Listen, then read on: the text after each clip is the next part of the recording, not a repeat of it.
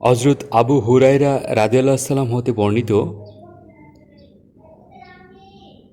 তিনি বলেন, রাসূল সাল্লাল্লাহু আলাইহি সাল্লাম বলেছেন, ঈমানের ৭০টির বেশি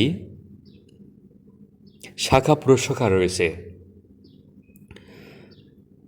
তন্মধ্যে সর্বাপেক্ষা উত্তম শাখা হল এ কথা বলা যে আল্লাহ ছাড়া কোনো উপাস্য নেই।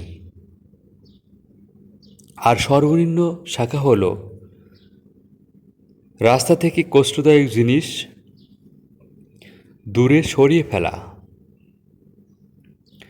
আর লজ্জাশীলতা ঈমানের একটি গুরুত্বপূর্ণ শাখা। বুখারী ও মুসলিম। ভিডিওটি দেখার জন্য অসংখ্য ধন্যবাদ।